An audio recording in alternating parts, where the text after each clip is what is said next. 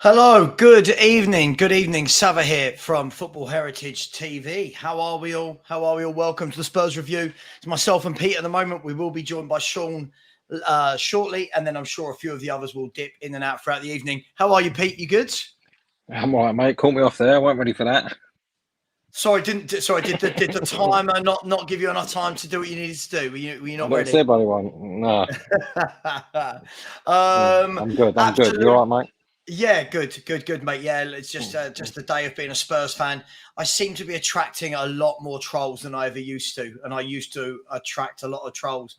I mean, look, straight away, here he is. Joy Bingham is getting blocked. Do you know what? I've literally just been on a show for 2 hours up until about 30 seconds ago with Terry Flewers on Football Terrace. Just me and Terry, called Straight Facts. This person, the whole show in the comments, bearing in mind, it's not my show, right? So I can't just answer every comment. Just shouting and hollering and telling me that we should be buying Casado and Bastoni and wow. Anyway, a big up to Joy Bingham, a very sad, lonely little loser. But Pete, we're going to talk about Raya before we do. Welcome to everyone in the chat. So far, there's 158 of you in here. I'm sure we'll grow very, very shortly. Please smash the like button on your way in and smash the like button on your way out as well. Please subscribe if you haven't already. And listen, enjoy the show. Pete, Fabrizio Romano said this about 2 hours ago. He said that Tottenham are now on the verge of reaching an agreement with David Raya on personal terms. Long-term contract, almost agreed after positive talks. Raya is open to the Spurs move, but club-to-club talks will be crucial. 40 million fee asked by Brentford considered to be too high. Lots of ifs, buts, and maybes in there, Pete. Is this a typical Tottenham transfer saga we're about to witness? You like to? I hope not, because then that means that we're doing what we always do rather than doing something new. I think we can't afford really to let this one get away. We're desperate for a new goalkeeper. If you get him now, you're getting a goalkeeper for the next 8 years minimum, something like that. So just do it. Just get it done. Get that one in the bag, and then on to the next one. We've got too much to do to be pouncing around with stringing out deals time and time again. Yeah, absolutely. And big up to everyone in the chat. No, you're spot on. I think Sean said it earlier that it's one of the most important cogs we need to sort out this summer is the goalkeeper. Yes, we all know we need defenders and we need some creativity and we need to bring in some forwards because Danjuma and Lucas have just left. But essentially, it all starts with that number one position. And for you, is this a couple of years too late? Should this have been done years ago in regards to Lloris? Of course. It's the usual kicking the can down the road. We'll wait. We'll get a Galini in, see what he's like, and we'll hold fire. Then Joe Hart before that. Then it was Galini. Then it was Fraser Forster. When really we should have got a number two in years ago, and he should be now ready to step up and take Hugo's place, which is what Hugo signed another contract on to do. He didn't want to. I don't believe he expected to stay number one all this time. He was just like, well, I help the next one get in. As the loyal servant he's been, and then that just person's never arrived. Yeah. It's crazy, isn't it? I mean, I look at this and it's a shame because I don't want to remember Lloris the last couple of years. I want to remember Lloris that we could rely and depend upon, you know. And unfortunately, because of shocking succession planning, no succession planning, we are at a stage where we are right now. Just quickly, David Raya. What do you make of him? I mean, we've all seen him in the Premier League for a number of years now for Brentford. What do you make of him as a goalkeeper? He looks like a solid keeper. He's very good with his feet. He ticks all the boxes. 27, he's quite experienced, not too old, Premier League proven. It's a no-brainer, really, isn't it? I mean, you look at what Arsenal did when they went and got Ramsdale. People laughed at that, but then they're not laughing anymore. They never look back after that. That's the sort of moment we need is ER Ramsdale because we certainly need one. I don't want Jordan Pickford. I've never rated him. I think he's a basket case, that bloke. But this just makes perfect sense. Yeah. No, absolutely it does. And I think that's the key thing, isn't it? There's a lot of keepers out there that are good goalies, But it's this whole new thing in football now, isn't it? Where being a good goalie isn't enough, Pete. You've got to be able to use your feet. And Yeah, it was it's any position now. Let's be honest. It's every position. Centre sure, back, sure. goal kick now. It's gone to goalkeeper. Soon the kit man will have to be good with his feet. Okay, do you know what I mean? It's going that far. Yeah, absolutely. No, I can't agree more. I mean, in terms of 40 million, look, again, you know how I feel about rumours and reports and allegedly all these words that Spurs don't want to pay the 40 million that Brentford want. Now, the easy go-to line is Levy, just pay it, of course. But do you think he's worth 40 million? Is if this is true, has Levy got a point that he's not worth 40 million and he's got 1 year left on his contract? I think the only question about his value is because of his contract. I don't think it's because of his quality. But at the end of the day, I think if you believe in the player, then just get the player. I mean, I'm not saying you have to then run straight out there and put 40 million. You can do a little bit of bargaining, I suppose, but don't let it go on too long. Just go, right, we'll give you 35. If they don't take that, then just pay the 40 because someone else will. Yeah. And then it'll be a case of, well, I wish we'd done that. Certain Mr. Grealish, when we ponced around with that one, when we could have had that in the bag, and then the rest is history on that one. Learn from our mistakes. Just go, okay, look, we want to pay a little bit less. Will you pay a little bit less? No, they're certainly not going to fall for, yeah, we'll give you 20 million now and then 10 million if we get in the Champions League, another 5 million if we win the league and all that, because they're never going to get their money. Yeah. For a long time. So they're not that stupid. Absolutely. I think you hit the nail on the head, and welcome, Sean. Big up. Hope you're well. Cup of tea, coffee? What you got going on there? Tea? Coffee. Derek Trot. Coffee, mate. Derek Trot. Oh, nice. There he is, old Del boy. 40 million for Raya. Do you believe, Sean, Levy's got previous? Do we believe the reports that they want 40 and we just don't want to pay it? Or is this just, again, more media speculation and we could be doing a deal in the background? I definitely believe that he doesn't want to pay the asking price. When did Daniel Levy ever pay the asking price? Sure. Absolutely. But I mean, listen, I think that you pay it. I think you got you don't want to miss this one for a biscuit, right? I know people that hate stats merchants or whatever. I was playing around with the Wisecut tool. Like the more that you kind of dial up the stuff that is important to a sweeper keeper style, there's like 12,000 goalkeepers in professional football, and one by one they all disappear, and the only 2 or 3 that are left that could do the system the same way that Postecoglou wants it is Emiliano Martinez, David Raya, and a guy called Milenkovic Savic from Torino, and SMS's a guy called brother. Yeah, and Truly from. I think he's a little bit older, this guy, but the Ajax keeper, is it Truly? Oh yeah, I know what you mean. Yeah, I don't know loads about him. Just quickly, I'd just like to ask this person. Rulli, not Truly, Rulli. Yeah. The Chelsea Football Club Reaper. Big up to you. I don't know why people shout.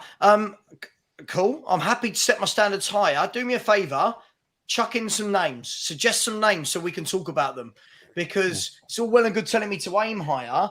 We're just talking about a chairman that doesn't want to pay 40 million. So when you aim higher, you start to pay higher, right? Am I making that up, guys? I think that the better the keeper, the more money you're going to end up paying.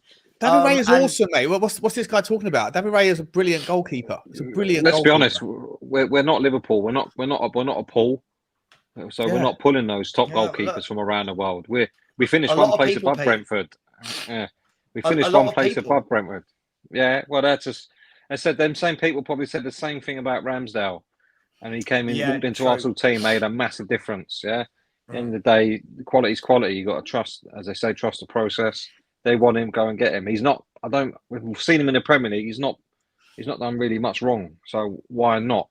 The days of us being linked with these elaborate names, I think fans have to come and get to grips with this now. It is not going to happen for a long time.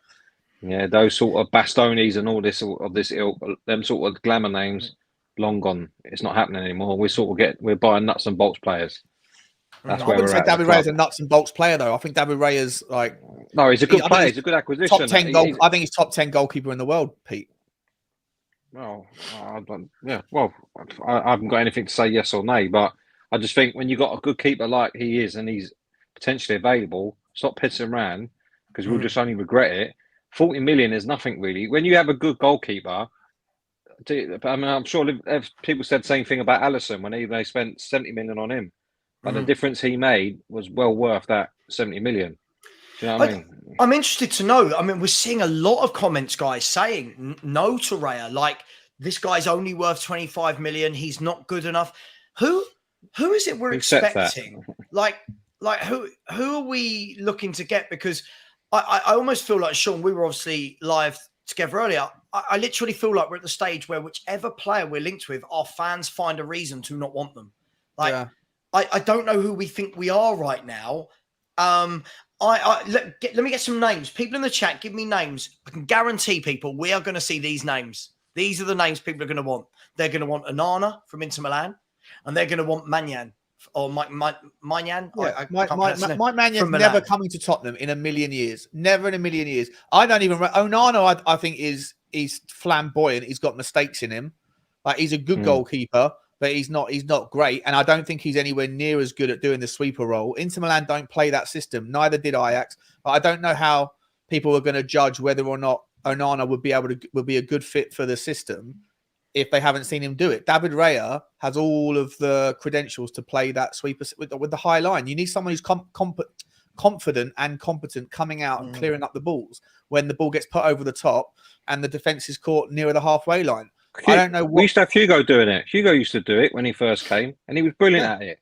Yeah. And it allowed us to do what we're going to do. It's less about the name and more about, does he fit what we want to do? I don't care if his name's Fred Bloggs and he costs 2 million or 40 million. If he fits in the system that this manager wants to play, that is the most important thing. Forget the name. It doesn't matter. Does he do it? And he'll be worth every penny if it works. But did you see, guys, how we're never, ever going to, as a fan base, we're never going to be happy because, sorry, Sean, I mean, some of this is going to cross over from what we were discussing with Henry earlier. One of the things I've said, Pete, is if you look at Postecoglou, a lot of what he's done in his career is go to unfancied leagues, if we can call them that, to lesser leagues in people's eyes, get bargains, bring them over, and they play his style. I'm seeing Raya and Maddison, for example, people saying they don't want them. I can only imagine what it's going to be like, Pete, if he goes and gets some Japanese player from the J League that no one's ever heard of. The fans are going to go into meltdown, aren't they? But I'm sure there's a club that everyone loves that's currently doing that very same thing in the league. Finished above us in the league, and people are like, "Wow, look what they're doing." I'm sure there's a club somewhere that are doing that very same thing. Yeah, that's it. It's less about the name anymore. If you get away from the name, unless you're buying the top world-class players, when you 9 out of 10 they're a dead cert. We ain't competing in that market anymore. We're not even competing in the class players anymore. We've dropped far below that. We're not that club. Fans, we have to accept that now. We're not that club. We need to get the manager in that we've gone and go with what he wants. If he wants an unknown player from the Afghan league that no one's heard about but plays his system, so be it. That's where we are now. I agree. I mean, Sean, big up, Scott M. I know we don't always see eye to eye, but I hope you're well. I said this is insane. Raya's very good quality, especially for where we are. This would be a very good signing. I agree. Are we, Sean, setting our expectations too high? I mean, when I see people saying things like, let's buy Maignan, let's buy Casado, and I look at the clubs they're linked with, and I just think to myself, oh my God, like, what are we doing here? Are we setting our expectations too high as a broader fan base? I don't know. Wouldn't Maignan cost like 100 million? Probably. He's really good as well. He's brilliant. He's brilliant, right? He is. Yeah. But like, Tottenham have never spent anything like 100 million on a player. We've got about 7 players we need to buy this summer. I don't think any. I think the rest. Fine. Okay. Yeah. Fine. Right. But but the budget's not going to be 500 million, is it? So no. 40 million pound for like. I think I'd be surprised if you saw Tottenham spend more than 50 million pound on any player. Like maybe Maddison might be the one, but as a goalkeeper, I don't think when you start to go to the next level, when you look at like my favorite isn't Maignan. Like, my favorite's the fella from Porto. Like I think Diego Costa is going to be world class, but I think that guy's 75 million. I just don't think Tottenham are in that level financially or or as a draw. So you have to set your expectations at a certain level. And I think that David Raya is right at the top end of that spectrum. So for me, I could be wrong, but don't he count as homegrown as well? Because he's trained in England. Yeah, he does. So you're going to pay a premium for that anyway. That solves another problem. Do you know what I mean? There's a reason why Scott Carson is at Man City, because they third goalkeeper English saves them a squad in the squad. If we can have a homegrown squad in the first 11, it's even better. I don't see where people think we are. Especially as that allows you getting someone like David Raya in. Yeah, it gets it means you can make an easier decision on Ryan Sessegnon or Ollie Skip or Tanganga. Yeah, and get rid of them and Harry Winks. Exactly. Yeah. And Scott Carson, by the way, became only the 7th or 8th Englishman to win 2 Champions Leagues yesterday. Just a little bit of trivia for you there. If anyone else in the chat would like to put in names of who the other players are, feel free. I've got them in front of me.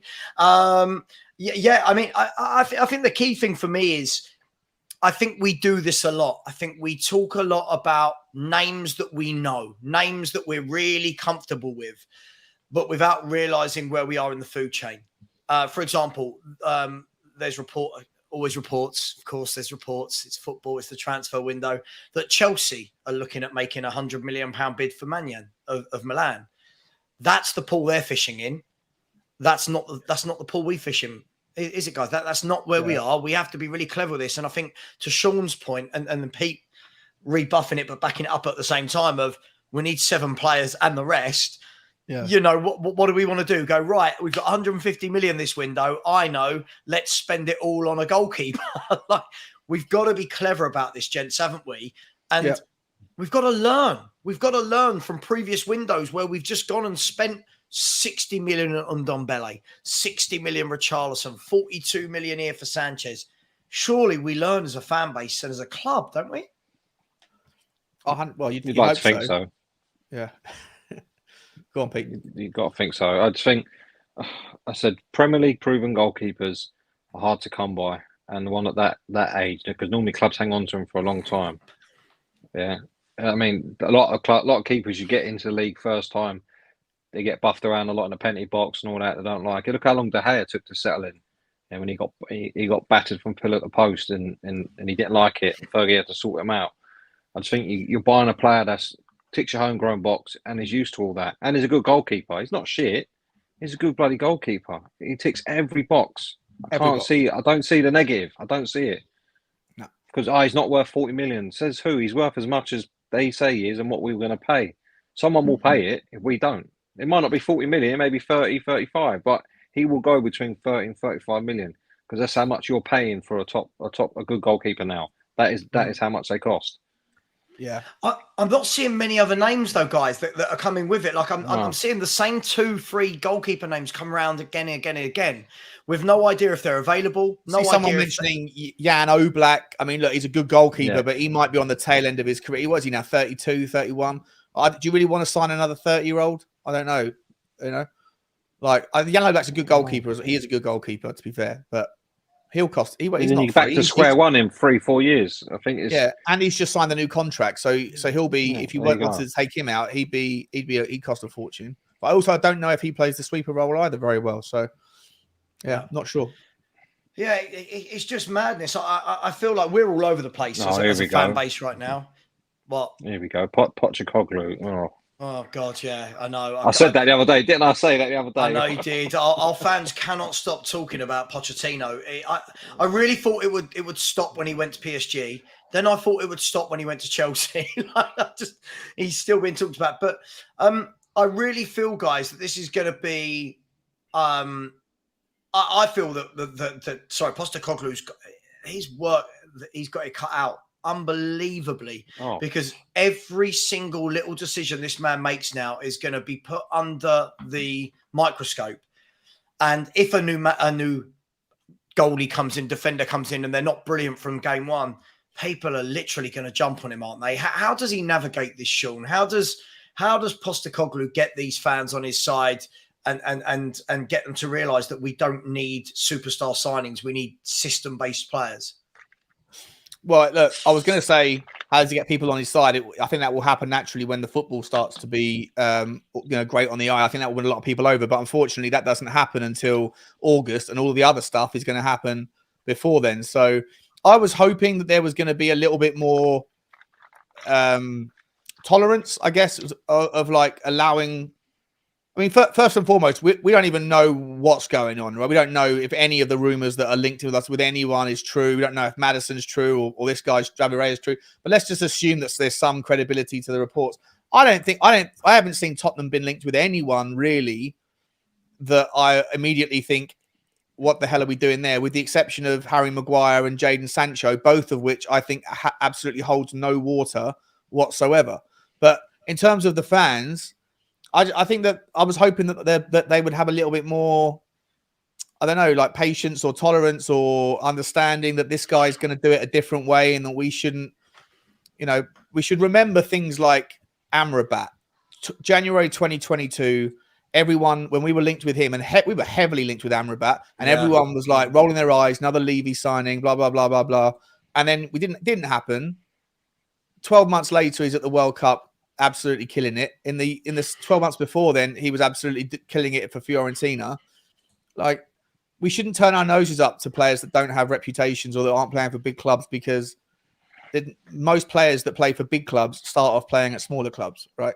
So it's about trying to find them early. But yeah, Tottenham fans are just a weird bunch who, not everyone, but a lot of them just have expectations that are above our pay grade, I think, sometimes, Yeah, Pete, what do you make of that? I mean, what's he going to be able to do in the short term, should we say? Is there anything the guy will be able to do in the summer to get fans on side that might not be leaning towards his way? No, not in the summer. I think if fans are set in their ways and they set on opinion, they normally stick with it for a long while. I feel sorry for him at the moment. He's on island to nothing. He's got a massive job, absolutely huge job. And to be honest, we've tried all sorts of managers in the past few years. We've Win It Now, all that twice, the Stellar Lanes, we've done all that. It's not worked. So this is the route to go down now. We've seen it work at other clubs. Yeah, he's not, you might say he's not got great credential in terms of managing at the top level, but he's had to come from a very different place with a lot of barriers to get to where he is now. Who's saying he ain't going to be at the top level for the next 20 years? Yeah, he could be. We don't know, but we are where we are. I think fans have to understand where we are as a club now. Yeah, we are in a mess, an absolute mess. We need to start again. Yeah, I mean, and every time you hear the blight, I think a lot of what our problems are, especially with the squad, we've seen how quick the squad changes when someone rattles them or something like that. Someone lays into them, they don't like it, and they're quite all that bollocks like we saw in the documentary. Oh, I'll go and see Daniel and all that nonsense. All that's got to stop. Yeah.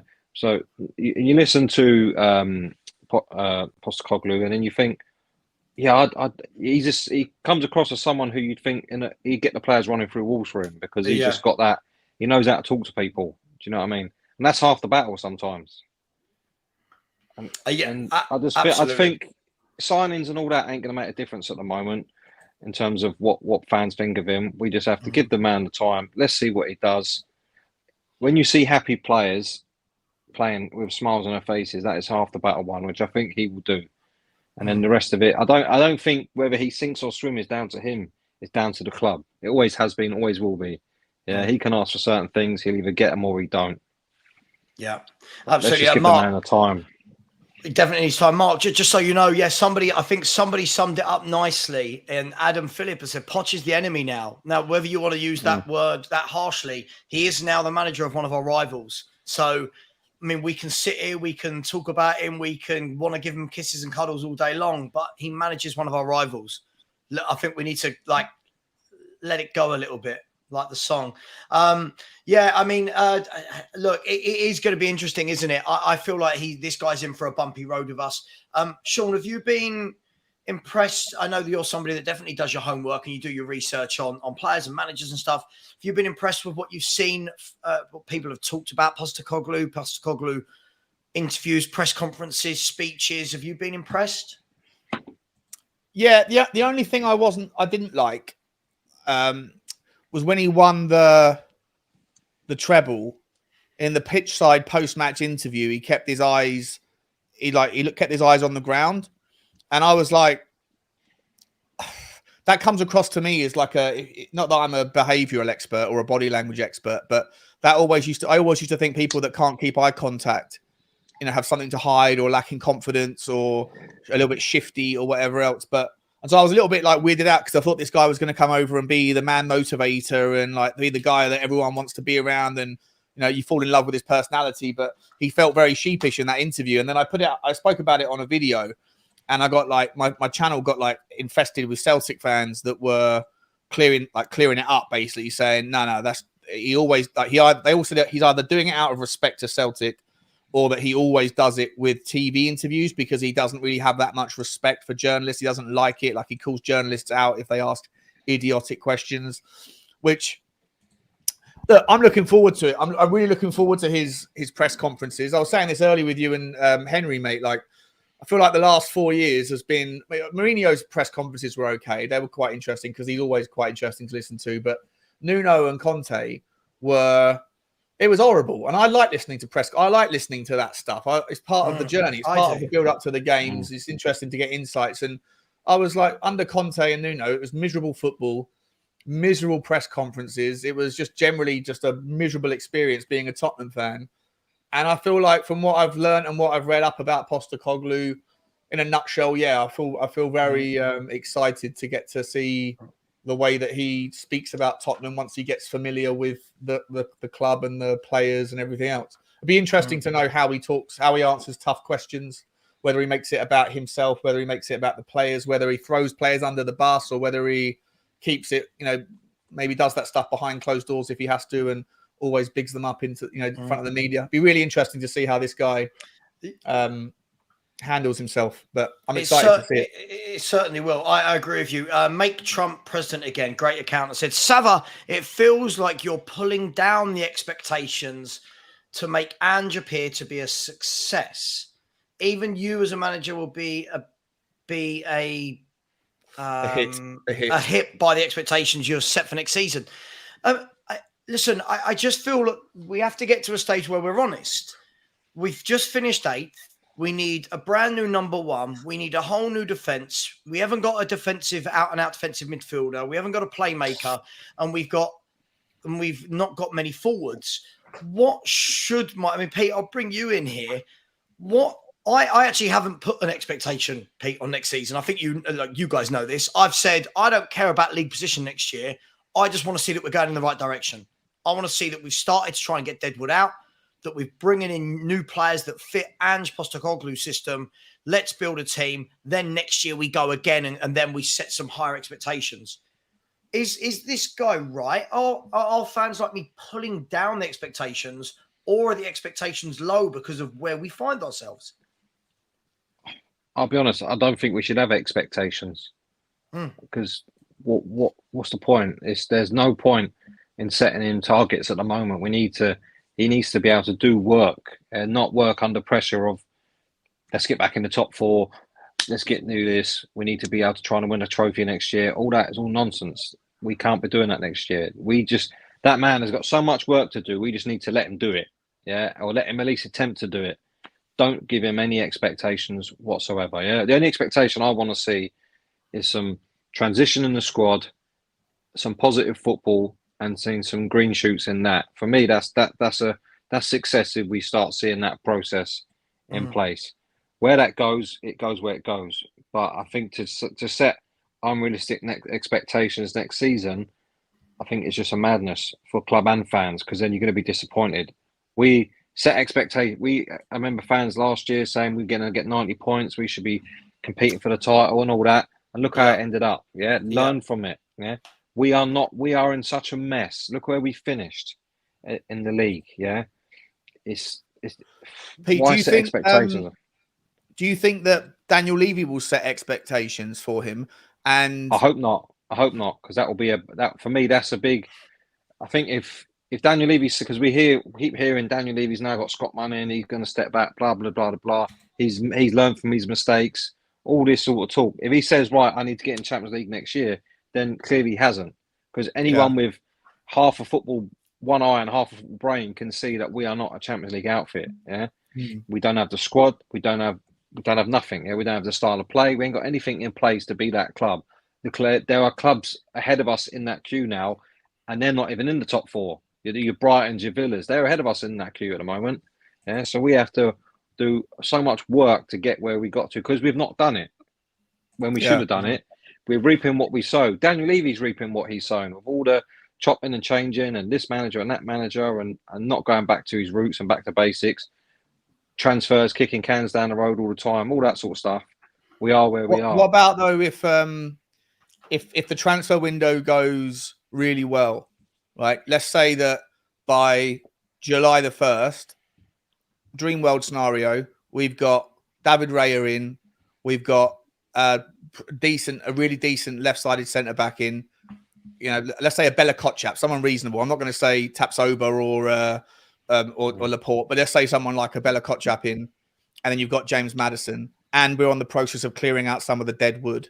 Does that then does that at any point, regardless of how the window goes, do you then go, actually, now he's got a squad that's actually looking pretty good. Maybe we should set maybe we should set like some sort of baseline. No, still nothing. No, because for me, there's one thing absent that will be absent and all that, and that is time. He will not have had the time to work with him. That's why I think getting out there, not being in Europe this year, is going to be a massive benefit for us because he just got all week in the training ground. When you think about it, if we was in Europe, it would be, say we play on a Saturday, Sunday's a rest day, maybe Monday's a day off, Tuesday they're planning for the midweek game, Wednesday they're travelling, they play Thursday, come back Friday, they've got a rest, Saturday's then prepping for the next game that's going to be on a Sunday. There's no for him to get to work on the training pitch and put in what he wants them to do. So I think we've got to add in time. He has got to have time. It can't be a summer. I don't care if we gave him 500 million, he signed tons of players. You give that to anyone that's will struggle with where we are. Like Chelsea. Exactly. Yeah. If we need time, someone needs time. Like Poch will need time at Chelsea to get that right and sort that out. No matter how much money spent, it's a mess there. It's a mess here, but a lower caliber mess. He needs time. So I think we just cannot set expectations for him, put him under any pressure. Just let him do what he do. It's going to take, at least 2 windows to sort this lot out, to try and get them out the door. We've got to try and sell these players yet. We've been trying to sell for how long now? 3 windows? We're trying to flog some of these lot. We've got so much he's got so much backlog to get rid of as well. Same as Scott Munn and whoever the director of football is. That's got to be put in place yet. There's so much work he's doing behind the scenes to have, and that's then got to filter down to the first 11, and then you got what he's got to do on his training pitch week in, week out. So for me, it doesn't matter about what he brings in. It's got to be time. And again, this is why. Hang on, I'll come back to this in a second. So I've just seen a funny one. I'm a disgrace. I like reading comments about myself. I used to hate it. I now find it quite therapeutic. Savva, why are Spurs not linked to Ndidi? He is a top DM. I don't know, mate. I'm not on the scouting team of Tottenham Hotspur. And Savva, you are actually. I like the way he's asked a question and then proceeded to tell me I'm a disgrace. That's nice. It's like lure me into a false sense of security. And Savva, you are actually a disgrace for suggesting Chelsea have more pull than Spurs in their current state. Okay. Sure. He's a Chelsea fan. I think he's a Chelsea fan. Looking at his I don't understand. Look, no, Chelsea... he's an Arsenal fan. Sorry, he's an Arsenal fan. He's got Arteta out, Kroenke out, Edu out, Yini out. I don't know what's going on. I mean, first and foremost, he's got that right, hasn't he? First and foremost, what I would say is let's have a look in the market Chelsea shopping this summer compared to us, and I reckon you'll find they signed some top players. Second of all, if anything is a disgrace, it's that you've put my name twice in that sentence and neither one of them starts with a capital letter. Don't discredit my name. Give me a capital letter for my name. What I was going to say, guys, before I saw that ridiculous comment, I think we've got a lot of very delusional fans. I'm seeing a lot of people that this new lingo of don't hype mid, stop hyping mid, as though we are a team who are fighting for top 4. What does that mean? Could someone translate that? I don't know what that means. I think from having a lot of people like this, I think it means that because I'm not saying we should be 6th or 5th or 4th, that I'm hyping Spurs finishing mid-table. Or Oh, mid means mid, like average, is it? Oh, Okay. Like right. average, or that he's a mid-average manager. I will say, to back on from what you said there, Pete, I think that's one of the most sensible comments I've heard for a long time. People talk about, what if we sign this? What if we sign it? It's time. It is absolutely time. And I think this is one of the main reasons. I know loads of people had a go at me about it, guys, of not wanting any European football next season, was to give the manager time, to give the manager enough time to build a team, not a 25-man squad, and play once a week, rather than playing on a Sunday, resting on a Monday, flying on a Tuesday, playing on a Thursday night, and having no time on the training pitch. Where are you with all that, Sean, in terms of time? Like, it's a good point, isn't it? Time you can't buy. No, I think Pete nailed it, right? I do think that some fans, though, will allocate their expectations according to the window. If we do go and have a really good window, people will say, well, now we've got a squad that's capable of competing. Now anything other than Europa League, anything worse than Europa League is unacceptable, whatever. But I actually 100% agree with Pete that, obviously we'll hope for the best, but tolerate. For me personally, I still would say, though, that you still have to have one eye on what's going on.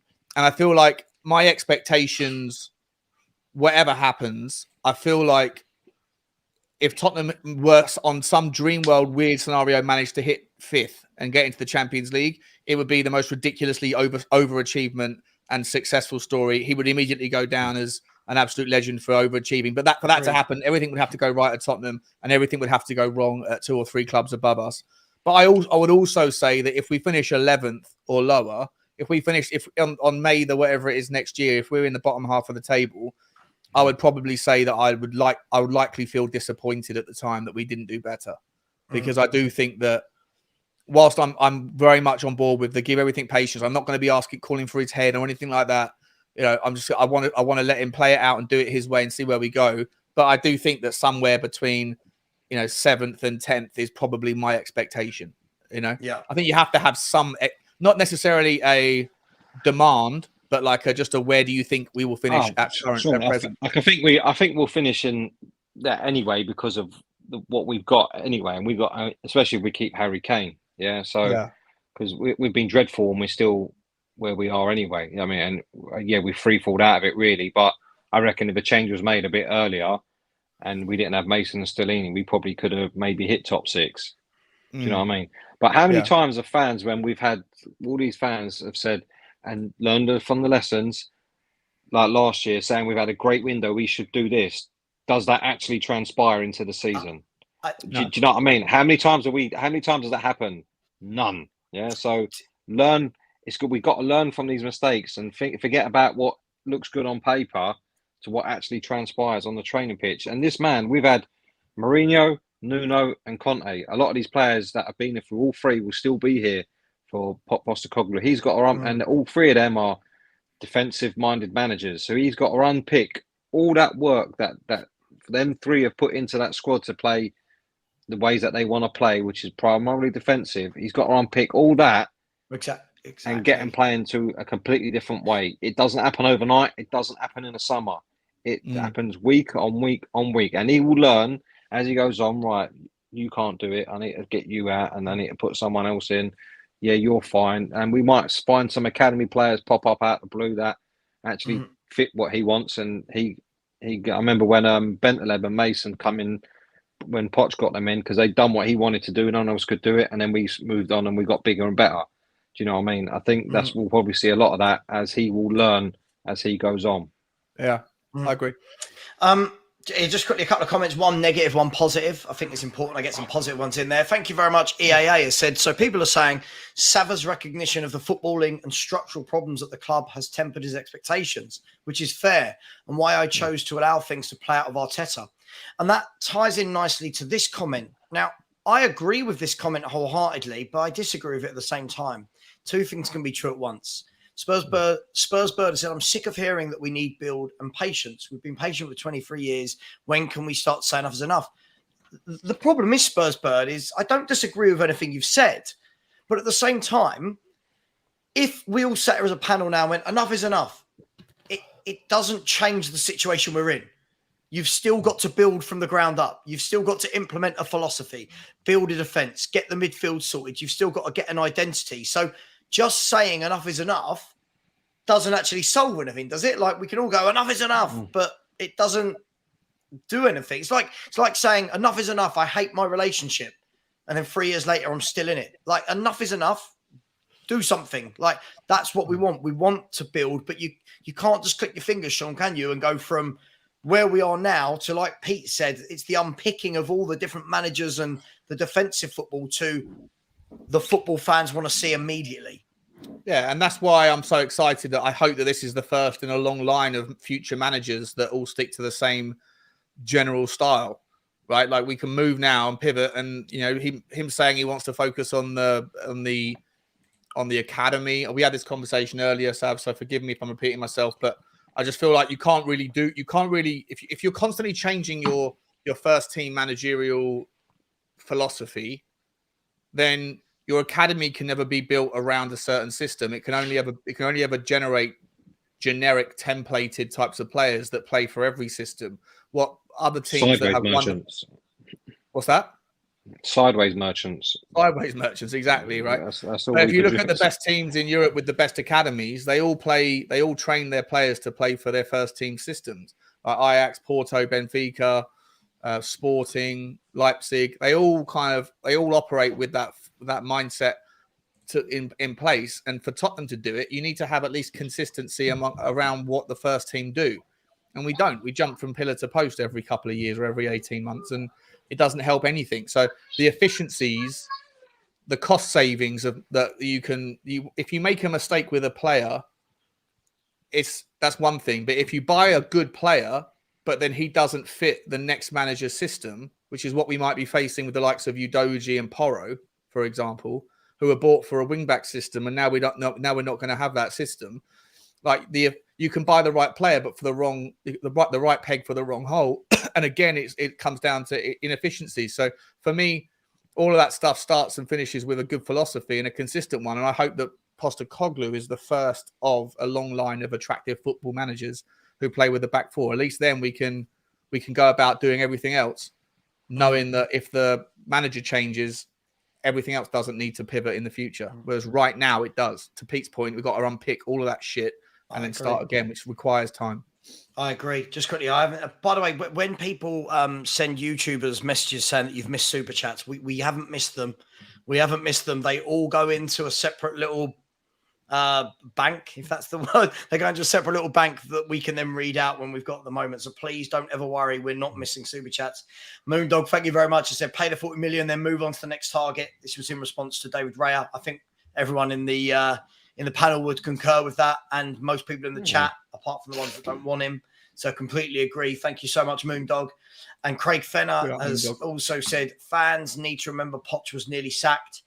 I just think for me, look, the Pochettino, I don't know when it's going to go away. He's not come back. I think what he's saying is obviously when Poch took over, we were sort of similar then.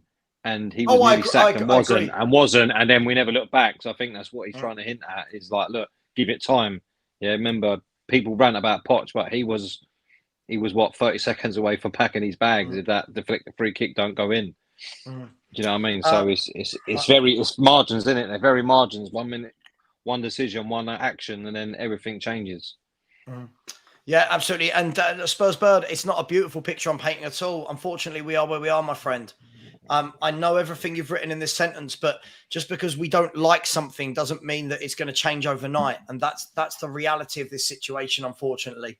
Guys, a couple of questions I want to read out. A few people have asked some questions that I liked, so I thought I'd star them. By the way, there are 473 people in here and only 104 likes.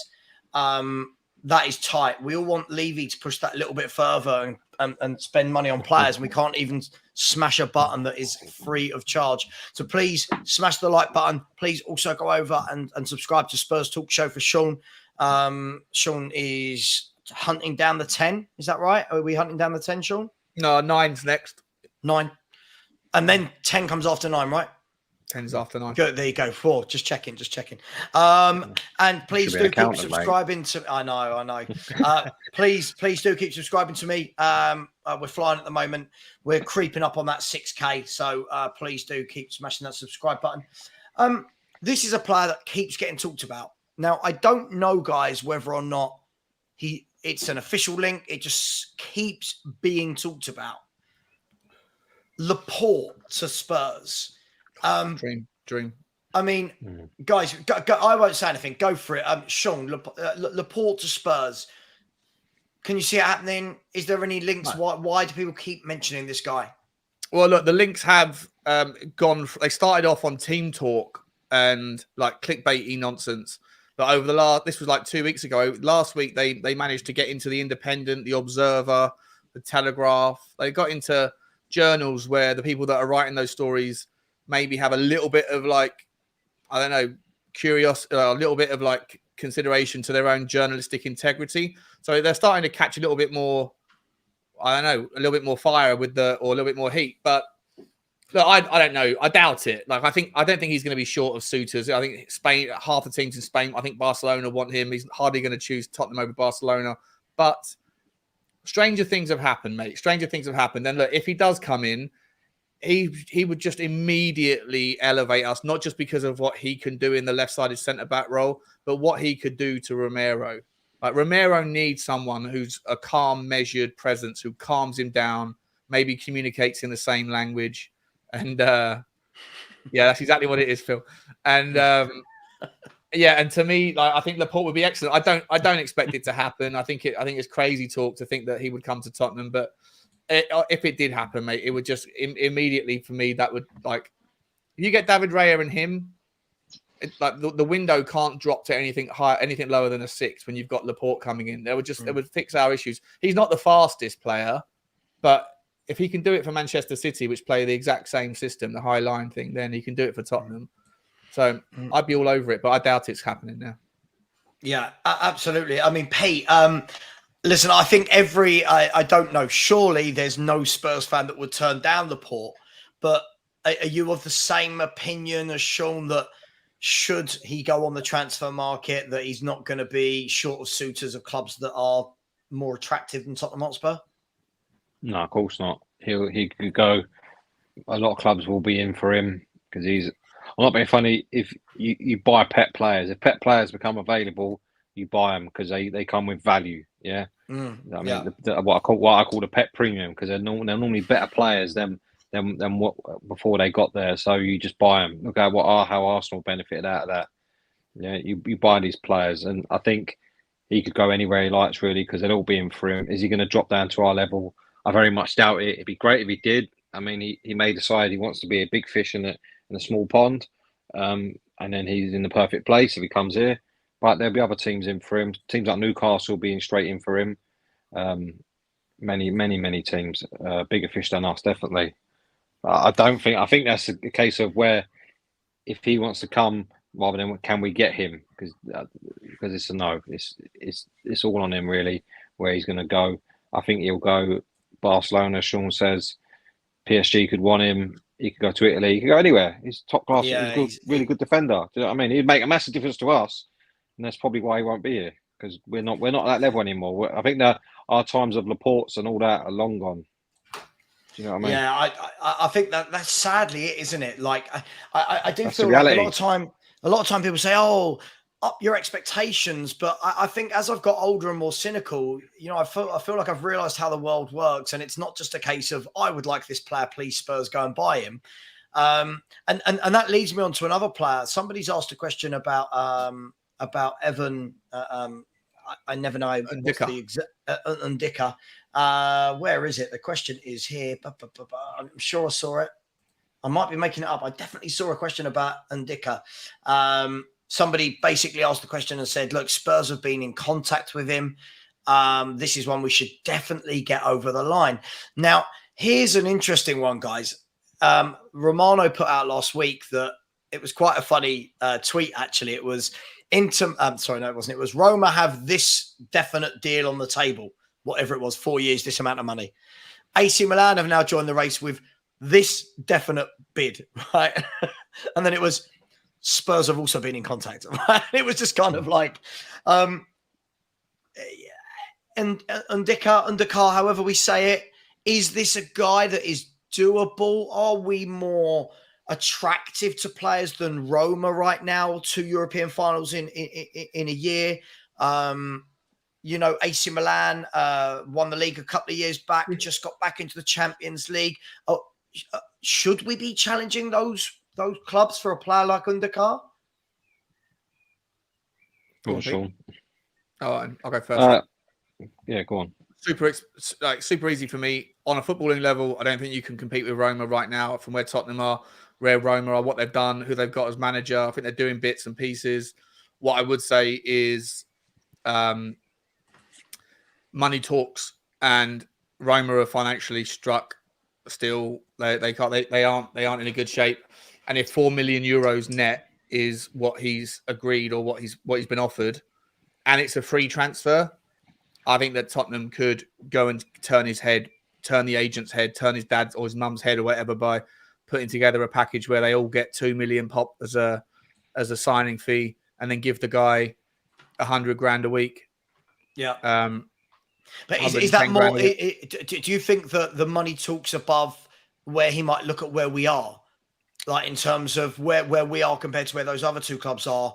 Do you not think there's going to be something that he looks at and says, "Hang on, this is more exciting. I'm going to be playing with better players." I mean, I think it's the only thing we can compete with them on, right? Basically, it's money. Yeah, I don't think we can compete really on the story. Maybe he wants to come to the Premier League, but Serie A is really, really competitive as well. I don't know. I'm just saying that if we wanted to meet them and say we'll give you the same as what Roma, he'd say I'll go to Roma. If we said we'll give you 30% more than Roma, plus we'll give you and your family a couple of million on the signing bonus and all that stuff, then you never know. But I don't. Yeah, I think we can compete financially. So I don't know why we're not, because he is a wonderful player, and he's 21 years old. So you've got him for the next 7, 8 years, 10 years, as long as you want. Really, he's a brilliant, brilliant talent, and he's already at that level. The sky's the limit for him. So yeah. I mean, Pete, look, on this, I think, I definitely think we can compete financially, but there were lots of, again, reports, rumors that he actually turned us down in January when we approached him then. And apparently it was that he wanted to hold out for a bigger club. Is this going to be, if this is true, is this a realization for Spurs as a club and Spurs fans that as much as we want to think we're big for what's happened in the last 10 years, we're still not the pull of AC Milan. We're still not the pull of Rome. I don't know. I'm just hypothesizing. Roma, I think we could. AC Milan is a club with real pedigree in it. They haven't had that success in recent years or for a long time, but they're still one of the sort of maiden clubs. You know what I mean? There's one of the names like Ajax. They're not the team they were, but they're a team with real pedigree. And over time, European pedigree.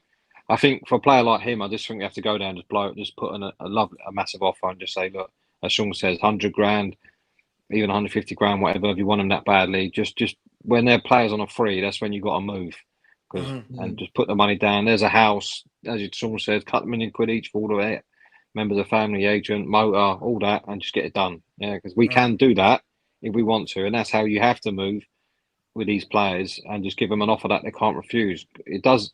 I don't subscribe. You have to be in this competition, that competition to get players, because other clubs have proven that you don't need to be. You need to pay money. Money talks. At the end of the day, doesn't a journey and a plan talk as well, Pete? I mean, I'm just playing devil's advocate. If I'm Undikar, I'm looking, and Spurs come in again. Other than money, what is the sell? This is what I need. What's the USP? I get what you're saying. There and not Milan. I'm just playing devil's advocate. Yeah, well, it will be money. The only thing to compete with Milan at the moment is money. Yeah, we can say you have more money here. Yeah, and then you got being in the Premier League. That is a lure for some players. Not every player, but it depends on what he wants. And he's a free agent, so he will have many, many offers on the table. I just think the only way we elevate ourselves is then they go, right, who's paying the most? Tottenham. Who's the best club? That might be AC Milan, and then he weighs it up that way. But we have to be in the consideration from some angle. We can't just be, all these teams have made an offer and Spurs are sort of in the mid-range for that. We've got to stand out on some point, and the only way we can stand out is with a financial offer. So do you think that we've not put in an offer though because his agent has told us in as many words again that he's not interested? Because for me, otherwise I wouldn't understand why we wouldn't. But if reports are true that he turned us down, then I can't imagine anything has happened from January to June to make him go, "Oh, I was wrong about that." Oh, no, definitely not. Spurs.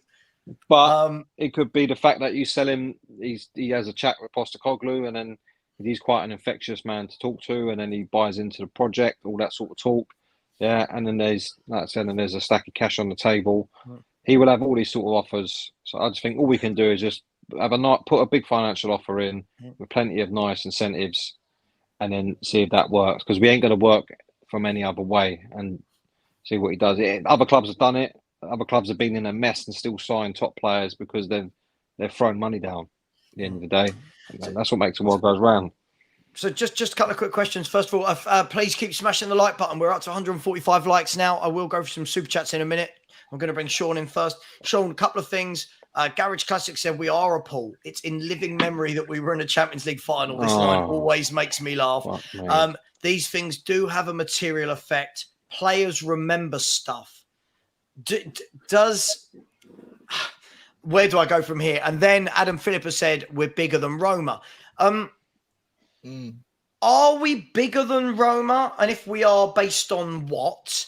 And does being in a Champions League final 4 years ago make a player go, yeah, I want to join this squad that is completely different to that one and is worse than them? No. So I don't know. I think the Roma Tottenham. I think if you were to pick a club in the Serie A that is about the Tottenham, who is the Tottenham of the Serie A, you'd probably go for something like Roma as a team that usually finishes in the top 6, but doesn't really go for the title. A team that's usually in Europe, but doesn't usually win. Obviously, apart from the Conference League, Roma hadn't won a trophy in a long time either. I think there's similarities in the levels. In terms of is Tottenham's European pedigree a draw? I don't think it's not. I think it is. I made this point the other night, didn't I? When we was with Henry, I said I think that for every single player that is currently playing professional football, even the late 30-year-olds or the people that are 33, 34, they will have seen Tottenham play in Europe every single year of their career. The only season that Tottenham won't have been in Europe will be next season for the last 15 or whatever it is. So I think that Tottenham are associated with a European team. We have been relatively recently a consistent name in the Champions League. I think that there is something to that. Is that any different to all the other clubs that are going in for them, though? Like my point of course. I'm not knocking Europe completely, but I do feel that when people chuck it into an argument, we make it sound like we're the only club that's been in Europe. No. It's not that. Definitely not that. For example, AC Milan. If Tottenham are being considered, and so we go, well, shall I join Tottenham? Shall I join Brighton? Or shall I join Villa? Or whatever, not to get back into it. If the deciding factor is Villa's in Europe, Tottenham aren't, I'm not sure that would be something that people would dismiss because it's probably a temporary thing. Like Tottenham are usually in Europe, Villa usually aren't, sort of thing. Again, playing devil's advocate, guys, do you not think that do the Villa one again? The world of football looks and sees what's going on at Spurs, though. Like the thing is, I think it's quite funny how we as fans all sit here and go on about how much of a mess it is, what's happened, we've done this, we're a shambles. But then in the same breath, those same fans think that we can pull and attract these players. Pete, won't these players from other clubs and the scouts and the agents and all their advisors involved, they'll see what's happened to Spurs? Won't there be huge question marks the moment Daniel Levy rings someone up and says, hey, we want to sign your player? Aren't their agent going to go, hang on, Spurs want you, but it's been a bit shaky down there the last 5 years. Wouldn't, just counteracting we made a Champions League final, which I don't know what that's got to do with anything, but do you know what I mean? Yeah, I'll be honest, that sort of Champions League final is a load of crap. When you think of that Champions League season, you don't even think about the final. The only thing that comes into your head is the Ajax game because the final was so shit. Yeah, no one cares about it. We lost it. It was a dead final. Yeah. all we think about in that for that campaign is the Ajax game. That's what we remembered for. And I guarantee if you ask half of Europe, they probably can remember what happened next. Yeah, the average European fan. So that's just some nonsense. That loads of teams get to the final doesn't mean they start getting players in. Yeah, and as I think with continental Europe, you had a bit more strop though, tighter. Pete. Pete, you had a strop. Oh, did I? Yeah, apparently it's true. Pete can have a strop all he wants. Everything was factual. We've been in Europe for 15 years, 1 year out, doesn't lose all that gloss we accumulated. Sorry, what gloss have we accumulated? What gloss? It's What right. gloss? I've been in Europe, but I've never done anything in there. We've got to one final. Other than that, we've done nothing. Yeah, we've just been in there. We're there to make the numbers up. Yeah, we've not done anything substantial in Europe. We got to one final, and we're not even remembered for that. Remembered for the semi-final. Yeah, for the drama, not necessarily for the quality of football or anything like that. It was all about the dramatic route to that final, and the final itself was crap. Yeah, so it's not a draw. Loads of teams have been to the final. Bayer Leverkusen have been to the Champions League final, if I'm not mistaken. Does anyone talk about that? Do they start signing top players for it? No, they don't. Yeah, it means nothing. Continental Europe, I think the clubs and the players and all that are a bit more tighter, and that's why players sort of and they sort of know a bit more about each other in continental Europe than they do. Or I think we need to start thinking about the Premier League dominates everything. Continental Europe are quite tight as a unit, and that's why the footballers sort of travel and change clubs more across continental Europe than they do anywhere else. What's he saying? Recent memory, Pete. I mean, it's 4 years ago, mate. You've got to let it go. It's not done nothing for this club. Getting to that final has done zero for this club. There you go. What top Pete, player have we done? What good has come out of What good or positive has happened at this club since we made a Champions League final? Everything I can see has got worse. It's worse. The calibre of player has got worse. The performances have got worse. The football's got worse. The management got worse. That was the dawn of where we are now. It started then after losing that final. Everything went down. So you cannot say that that champion, because we got to the Champions League final once, it makes us an attractive proposition. It doesn't. Yeah, because we never got there since. We're not even in it now. We was in it last year, stunk the place out. It doesn't carry nothing. In our hearts it does, because it's a big thing for us, but loads of teams get to the Champions League final, have been there. It's done. It doesn't mean anything. Someone's there. Two teams are there every year. Do you know what I mean? It's not gonna. You don't rip up trees because you've been in the Champions League final. You got to move on from that mentality. Yeah, I do find it a bit strange. Like, I've seen a lot of people saying that Spurs are much bigger than Roma. We've got to remember that in the 21st century, Roma have won a title. Roma have won a European trophy in the time that Daniel Levy's been at Tottenham. Roma have won a league title, won multiple cups, and won a European competition. That's what I'm saying. Continental Europe as one continent, that means that carries a lot of weight in continental Europe. Maybe not over here because we're sort of separate, but across continental Europe, that means a lot. Do you know what I mean? This is what I don't understand. Like when we I feel like, I feel it's that over-inflated importance of who we actually are. But I mean, so we were just saying, Pete was just saying, Sean, while you were gone, that people are saying, you know, that the Champions League final, players will look at that and want to join us from the final, but nothing good's happened at this club since 2019, has it? Relatively, nothing. No, nothing's happened that we go, oh my God, look at that player we signed, or oh my God, we nearly won that. It's been relatively disappointing. Backwards, yeah, not relatively. 100%. Well, I was being polite. Objectively disappointing. Objectively a backward step. Can I just say, sorry to jump in quickly. I think that proved. I think that was probably the worst thing that's happened to us, because that made Levy think we're better than we are. Yeah, let's be honest, we wasn't ready for the Champions League final. We didn't get there through sheer quality. It was drama and a bit of grit. I give us that. Yeah, but we didn't rip up teams along the way. Maybe Dortmund, that was it. We caught a squeeze against Man City, caught a squeeze against Ajax with a great comeback, stunk out the final. But we weren't ready for the Champions League final. That's 100%. Why since then we've gone nowhere near it. And all it is has created a false dawn at the club that we were bigger than we are. Because then that made Levy then go to Mourinho thinking this team's now ready to win. When reality is it was miles away from being ready to win, because the league form showed that when we was dog shit in that league that year. So Yeah. I think fans have got a short memory on that. Look at it in the grand scheme of things. What's happened? It's the worst thing that since. could have happened to us. It was the best Yeah. memory of my Tottenham life. The night in Ajax was the best memory for That's me. what I said, Sean. Sean, why use away? I said, when you think of that Champions League season, you don't think the fact we got to the final. The first thing that comes to your mind is the Ajax game. And Ajax the only game, thing. Yeah, you couldn't. 100%. After people wouldn't remember what happened next. The final. But What was by the Who did you way, play? I don't again, know. Pete, this goes back to my point that Mm. when we have fans that are harping back to 2019 for a final that we didn't even turn up in, right, and no one really remembers, you've got to think that Evan Undercar, if we take this back full circle, he's 21, right? No, I was wrong. He's 23, so I thought it was 24. 21. All right, He's 23. So at the time he was 19, right?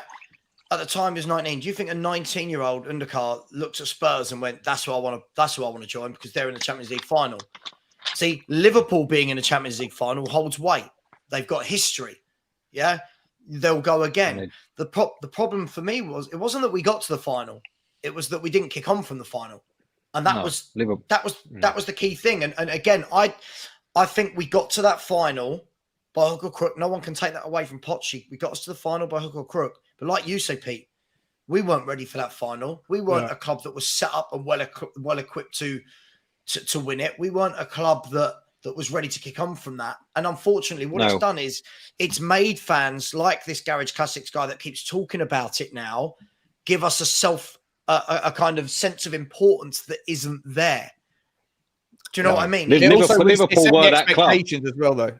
Sorry, Pete. Yeah, Liverpool were that club because they were in it year before. They built up to it, got in that year before, lost the final, came back the next year and won it. Yeah, because they were ready for it. Everything was set up for it, and that's why they've been in the final since. And they go far on it and they went far on it every year since because they were ready for it. We weren't. No, I 100% agree, mate. I said it for ages, but back when I was having those Levy in-out debates things last year, I was like, I think that the expectations that final set for fans as well was that suddenly we're a club that's up here, whereas in reality, I think it was the worst because it wasn't just the timing of the final; it was in the stadium. Exactly, 100%. Exactly what I was about to say. The stadium that we moved into halfway through that season, the amount of debt that we had.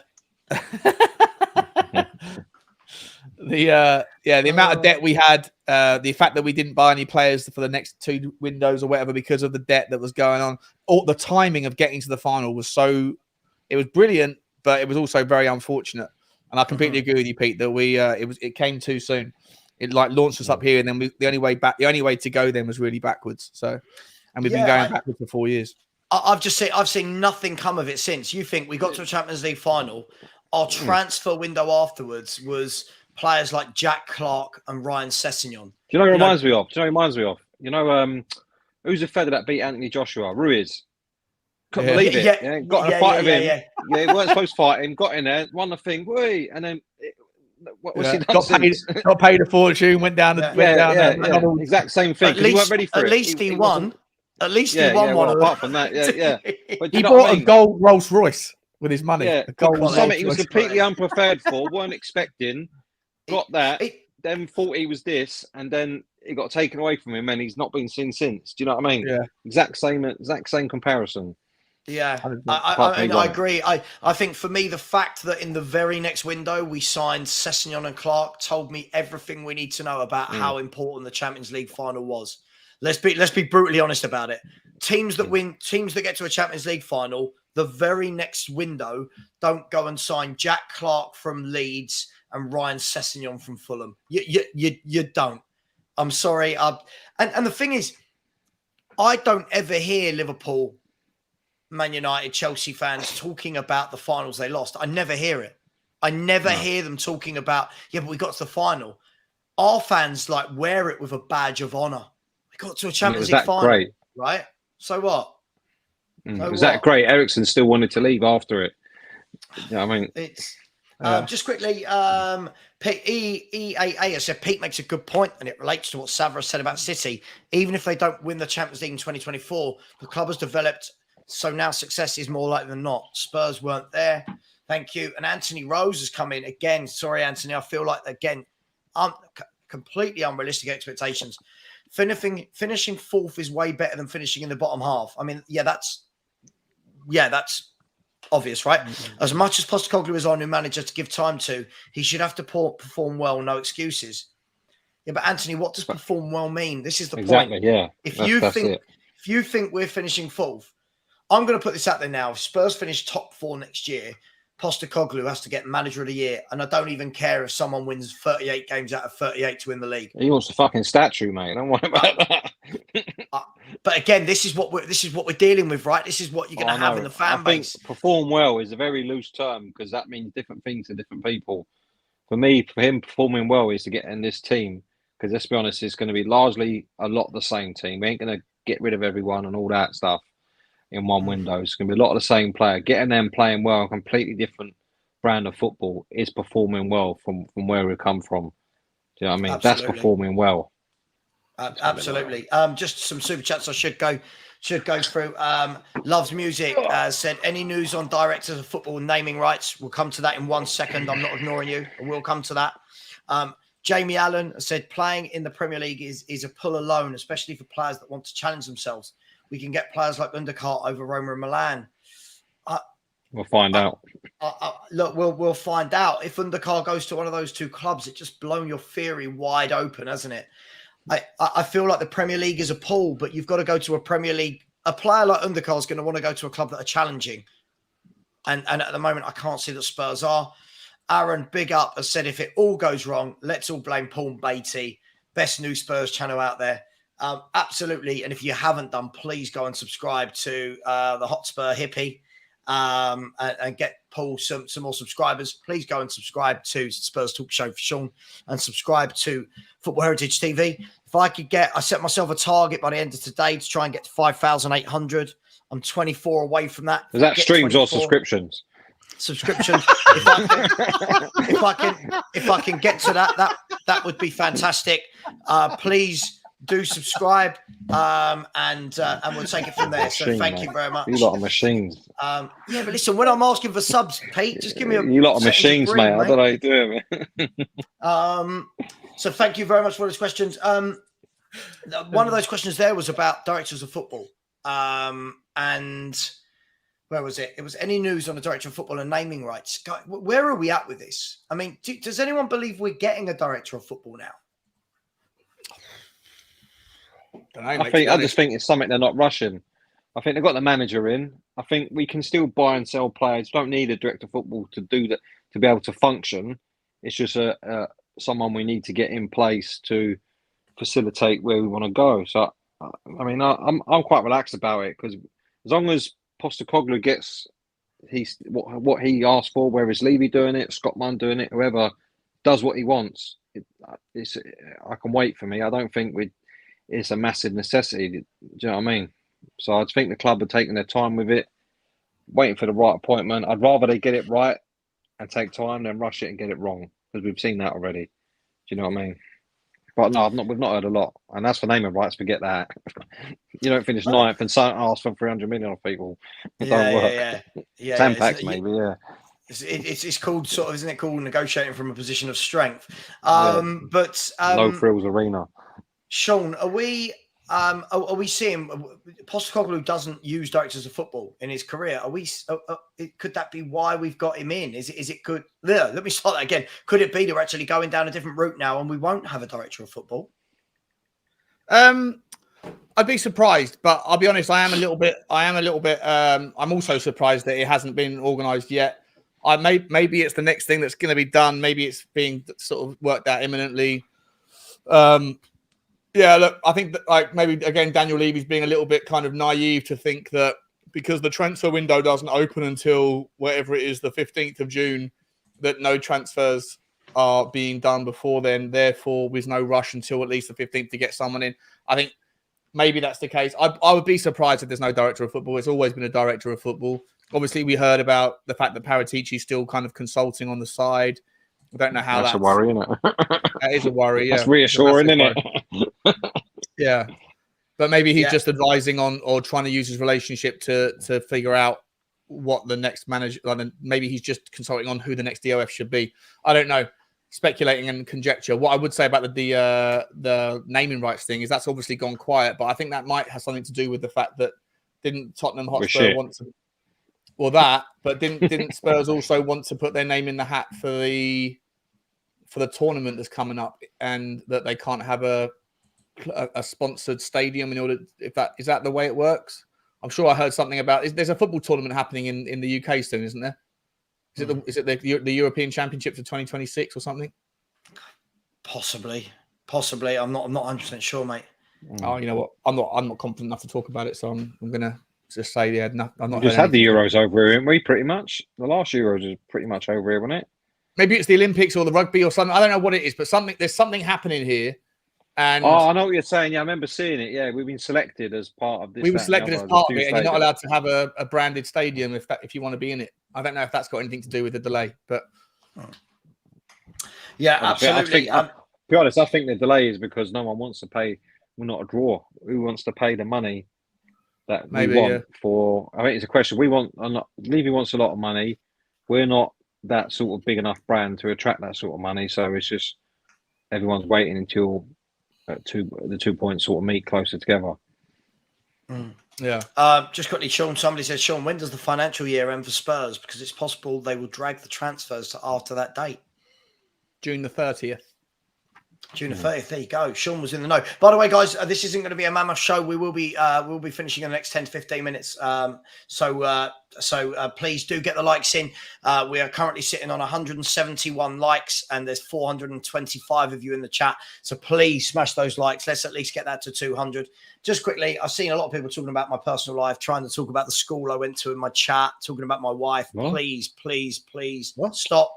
I've blocked you all, but please, you keep coming back with silly comments. It is very silly. We're here to talk about football. Very well done that you managed to find out what school I went to. I mean, it's not top secret; it's a school. But thank you for that. And, I don't get what relevance that is. Yeah, so mate, weird. It's so weird. But it is what it is. Thank you very much. Loves Music said, I think the only way we get these players is if we're used as a stepping stone to bigger clubs in the Prem. This would be suicidal for us. Now, thank you so much for the super chat. It's a good point, but whilst it might be suicidal for us, I actually think that some of our best footballers come, guys, when we've actually gone down that route, i.e. Berbatov, came in, was here a few years, went. Yeah. Modric came in, went. Bale came in, went. Walker was here for 4 or 5 years, whatever, but then came in and went. I feel that that's where we have the most success. I don't think it's when we're trying to compete with top clubs for players. I think it's when we go out and get the Danny Roses, the Carl Walkers, the Huddlestons, the Dawsons, the Lennons, the Foes, the Bales, Modric, Berbatov. None of these players were highly regarded enough by the big boys to take them then, but they came in, gave us a few years, gave us a platform and went. Should we go back to that? Yeah. That's why you're making that point about Alex Scott, right? He could be the next one of those. Sure.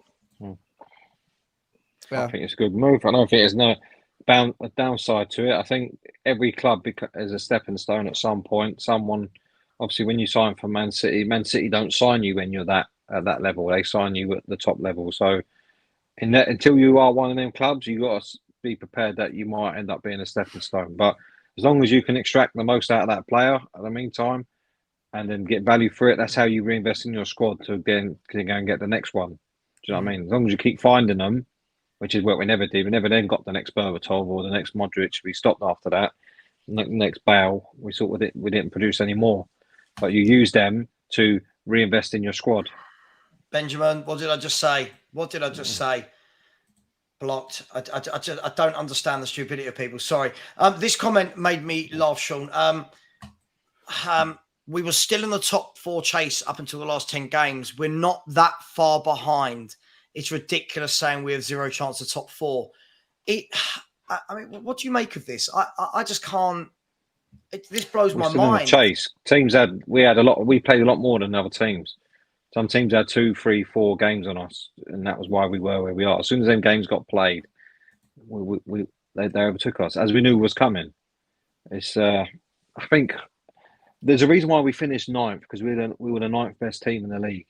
And let's be honest, I don't think in terms of football wise, we weren't nowhere near that. We weren't even top 10 from a football perspective. We were dreadful.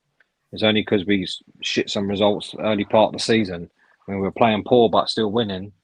Which at the time, a lot of people were going, everything's going to be great. But then some of us were saying, hang on a minute, there's going to be a sting in the tail for this because you can't play that poor for that long and still get them results. It's going to go the other way, which is exactly what happened. We are not a good team anymore. We haven't been for a long time. We got top 4 last year, but that was just one off. Yeah, we didn't. Look where we are. We finished where we are for a reason. I think, Daniel, when you say you guys need to the table when Conte left, for me, I'm sorry, it's quite a lazy narrative. If you actually look, lots of teams had games in hand, as Pete said, and it was going like that. The results the trend was going down. Look, I get it, right? I get it. Everyone wants top 4. Everyone sees it as this massive trophy. But let's be really honest, guys and girls. You've got the 4 teams that finished in the top 4 that will go again next year. You've got Liverpool, who look at them towards the end of the season. They will be there next year. You know they will. You've got Chelsea. You've got Chelsea that could. We don't know what they're going to do. Do Aston Villa kick on? Listen, I'm not saying there's always a chance, right? I think the injuries comes into it a lot. I'm not saying that we are going to finish top 5. I think the next year's a rebuild. There's so much. We've spoken about this ad nauseum. There's so much more than just form on the pitch that has to be fixed at Tottenham. But agreed. I'm not going to dismiss the relevance of injuries. Tottenham faced significant injuries to significant areas of our first team at the same time in the same areas. So we ended up with games having no forwards on the pitch. Bentancur getting ruled out in January at the same time as Bissouma. You know, there was impacts there. A lot of, not everyone had the same story. Arsenal got away with a lot. Like, they didn't have a significant injury, like rat-riddled season. Like, if something, they lost Jesus for a long time. Yeah, but like they lost one key player for a little while, right? Spearhead. Yeah, for a little for 2 months. Whereas I feel we talk about this like we're the only club that have injuries. Though I'm not saying injuries are the excuse. What my point is that if Tottenham don't have the same level of injuries next season, then there'll be less disruption, more options, more abilities. Those sorts of things do kind of compound on themselves. And if other teams have a similar level of chaos riddled to their continuity because of injuries, like what happened to Tottenham, then you might see them slip up. I think at Tottenham, everyone had injuries. Of course they did. I'm not using it as an excuse, but it is a bit of a barometer of how consistent a team can be, is how they can dance around the ultimately that comes down to that Spurs had the chance to buy to replace those players and didn't. Spurs had the chance in the summer to cater for such events, didn't. The same way Arsenal losing Saliba, they had the chance to buy a top centre half, didn't. I get it with injury. For me, I just think it's more than this is more than where we were with 8-10 games to go versus where we finished. I think the whole club behind the scenes was rotten. Where do you think we would have finished? Where do you think we would have finished if Bentancur and Bissouma weren't just those two alone at the same time? If they weren't out of the picture, do you think we would have got an extra 10 points? 6 at best. 6 at best. And that would have got you where 5th. That would have got you 5th, would it, or 6th in the end? I saw a lot of games Bentancur played where we weren't good and we were played off the park. I think let's be honest, we were really poor football all year. Yeah, we were getting results, but then they started coming. We started not getting results, but when playing poor, it was always going that way. It's just the results started well, and we thinking, hang on a minute, we can't keep playing like this and keep getting results. And we said that, Pete, didn't we? But then, we're saying it early part of the season. There's going to be a sting, and when it goes tits up, it will go like fucking storm. We always said that when Conte, when it blows up, it will blow up and it will go very quickly. And I think it would just started going like that, and then like that. You look at over Christmas, the World Cup, all that sort of stuff. When he came back, since he came back after the World Cup, it all went bananas, and then it was just only a matter of time before he went. It was a downward spiral, and the results then matched the football. At the early part of the season, the results didn't match football, but it was always going to be a time when they was, and the football got worse. It got the football, but I don't know how it did, but it managed to get worse. And you can't go. People say this. That I remember we went 10 games with conceding the first goal. We're not scoring in the first half. all them sort of records we were setting. Yeah, getting battered by teams in the first 45 minutes non-stop, sometimes even 90 minutes, but then managed to nick a win or a point because we had Harry Kane. That was the difference last year, was Harry Kane. If he would have got injured, I don't even want to speculate. I think a lot of the things I'm seeing though as well is I feel like when people was like, someone said, I feel we should have backed Conte when things got tough. I think, again, we've said this so many times, if anyone can't see that Conte wanted Conte out, like it's mind blowing. Conte literally said in every press conference without saying these words, like, sack me. Like, I don't want to be here. So when people are going, oh, the going got tough, really? He wanted out. And again, this comment here was saying, if Conte had stayed, we wouldn't have conceded 6 at Newcastle. Okay, but with Conte, we did concede 3 away at Southampton. By the way, I don't believe that at all. I don't believe that at all. That day, no chance. Hang on, just quickly, Pete. We wouldn't have conceded 6 at Newcastle, but we conceded 3 to Southampton.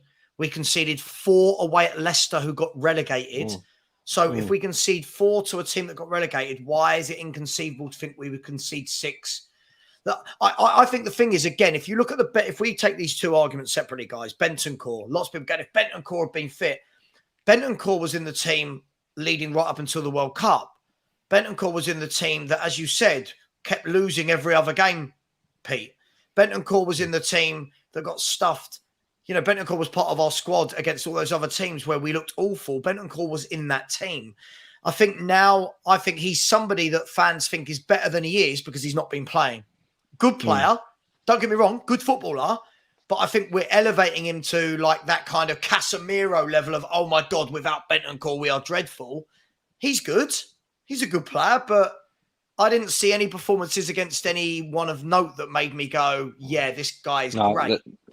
That used to be like Lamella, innit? Oh, we need Lamella back. That was the Lamella effect when he was injured they're every injured. year. Yeah. They get better when they're injured. Although Bentancur is a better player than Lamella and is more important to us than Lamella, but it's the same sort of thing. These players automatically get better when they're not playing because it's something to cling on to. Oh yeah, we haven't got him. I think we've got to move on from the Conte, all that. What was done was done. Anyone who can't see what was going on, then you'll never see it. Yeah, if you can't see it, then couldn't see it. Then you never see it now, and you're never going to know. Well, it was obvious what was coming. I mean, Sean, I think you've probably heard me say this quite a lot. I'm a firm believer that I don't believe that he was sacked outright. I don't believe he was literally called in the office and sacked. I truly believe this was a conversation of, you don't want to be here, do you? Do you know what I mean? Like, and I think his health, he didn't look well. He didn't look well. He'd had all those personal losses. We'd started to lose games by playing absolutely dreadful football. For me, that's why I don't think anything was in place at all. I don't think that they were planning on sacking him. I think they were going to leave it till the end of the season. Look, we won't know. We won't know until anyone releases a book or whatever. But I don't buy this, with Conte, if he had stayed, everything was okay, because it was going like that. I mean, we got battered at Leicester. We got battered at Leicester, embarrassingly. Southampton pulling back from 3-1 down. Losing to Sheffield United in the FA Cup, Nottingham Forest in the League Cup. Aston Villa at home was a dreadful performance. Leeds at home, I remember we won that game, but was that 4-3 we won that, but we got torn to shreds. Bournemouth away, torn to shreds. Still managed to win them, but it's still like, you can't keep doing that and expect and then go, everything's good. Then that all the chickens come home to roost on that, and they did. And I think the way he was, I think he was having a real negative effect on the squad. That whole Newcastle game was not about tactics or going to a back four. That was about the mentality on the day and the players just not in the right headspace, and then and an absolute siege coming at them from minute one, which we all expected. And I think if Conte was still there with the negativity that was around the club at the time, in their mind, he'd slagged the players off by then at Southampton, said they'll all gut this and this, that and the other, and you expect them to face a siege like they did at Newcastle and then go, well, it would have been different if Conte was there because he's Conte. No. Yeah. I remember Chelsea getting pumped 3-0 when he was Chelsea manager, 3-0 at home to Bournemouth, or 4-0. A lot of teams going there and pumping them at their own ground by like big score lines when it all goes wrong. When it goes wrong, it goes wrong for Conte. There was no I agree. things would have been different. I agree. I mean, first and foremost, Garage Classics, Bentancur versus City and United was quality. I'm just going to put it out there that he didn't play in the home game against Man United because he was injured, and the away game against Man United was one of the worst performances I've ever seen from a Tottenham team. We got battered in that game. Absolutely battered. 2-0. So, yeah, Hugo was man of the match. I think when he made save after save, if Rashford could score, that would have been about 6 or 7. Yeah, so that was the game when Sonny like pussied out of a 50-50 header. Yeah. They go on and score the second goal. On Twitter next week, everyone's calling Sonny an absolute pussy. Like, come on, mate, you got to man up. The very next game, he obviously feels the pressure to go in for a 50-50, gets elbowed in or shouldered into the jaw and breaks his face. Like the pressure he had to step up and make a brave challenge, and then and then breaks his face as a consequence. He couldn't write it. Just a few things. Awful challenge. I feel like. Oh, hang on. Has Sean not paid his money in his meter again? There, he's back. He's back. Just a few things. Daniel, I think that you're looking at everything as though it was rosy in the garden. Saying the key problem was we haven't had the same manager for a full season. Sure, I get it. This is woeful. We should have stuck with him till the end of the season. Dude, could you not see he didn't want to be here? Like, he was kicking and screaming. And then you've gone on to say this as well. If Conte is such a bad influence, why did the players get worse after him leaving? Well, that's obvious because the club was in disarray.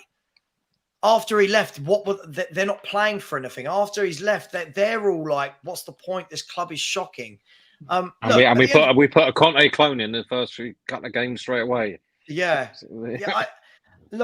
Listen, I get it. People still want to keep talking about Conte, but Pete, me and you, actually, Sean as well. We've been streaming for well over a year now together as well. It was never ever the right fit. I just fail to believe how people couldn't see that Conte on an 18-month contract wasn't a ticking time bomb waiting to happen. And it was mutual termination, not sacking, mutual consent. Termination. That means he wanted to go, we were prepared to let him go. It's mutual termination. It's not sacking, mutual. Because if we would have sacked him, we'd have got sacked. Yeah, in fact, Daniel, mutual. His words were, "I will die for this club to the end of the season." This is what he does. said that at the beginning of the season. I bet you he said this at Chelsea. I bet you he said this at Inter Milan. I bet you he said this at Juventus. And everywhere he's gone, it blows up. Everywhere he goes, it blows up. We are going to stop the show in 3 minutes. Look, at the end of the day, Conte's not here. At the end of the day, he was never the right fit for me. If you are going to have a manager that builds, and if anyone truly believed that was Antonio Conte, then I feel like there's some lessons that need to be learned here. It's happened. He's gone. I think we need to stop harping back to him now. Jose's gone. Potter's gone.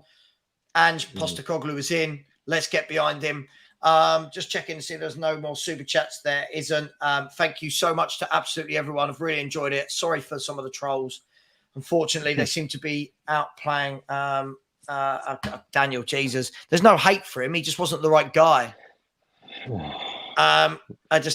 wasn't the right guy. I mean, look, there's no hate. If you can't see he wasn't the right guy, then, and by the way, fourth, we're the only club that talk like this. Got us fourth. He's got us fourth. He's got it. I don't care. What did it do for us? Sean, thank you so much, mate. What you got coming up? What can people look forward to? Oh, same old stuff, mate. Doing my daily walks with my dog. Gonna kick back into the live streams maybe 2 or 3 times a week. But I am also gonna start doing a little bit more work with the Y Scout tool, trying to find some unknown gems. I keep talking about this guy recently. I've discovered him using the Y Scout thing. Hiroki Ito, the Stuttgart 23-year-old left-footed centre back, 6'2", Japanese, super quick international. I've done all my research on him. I really, really think this guy is going to be going places, and so I'm going to do a little video on him. And then when other little gems pop up, I'm going to do videos on them as well. So if the director of football role is available, I'm going to, put my name in the hat. Yeah, absolutely, absolutely. Pete, listen, thanks for coming on. I really appreciate it. Thank you for that. Everybody, please, just so you know, so there will be no Spurs review next weekend. Unless one of the boys volunteers to do it for me. I will be in Benidorm by that time. I've got a 4-day stag do across 2 different countries. Yeah, don't. So I've got, it's going to be mental. And then the weekend after, I will be on holiday with a wife. So there will be none for 2 That's weeks. normally when you're streaming it. That's normally when you do stream it. Take your gear where you are. It's so it is what it is. Please keep subscribing. Please like the show as you're leaving. We've got 197 likes. Let's get that to 200, at least 3 more. And if 15 more people do hit the subscribe button, we'll get me to 5,800 for the end of the week. Much love. Thank you for everyone. Big and numbers. As always, here is a video of someone winning something. And here comes Hurst. He's got some fiddler on the pitch. They think it's all over.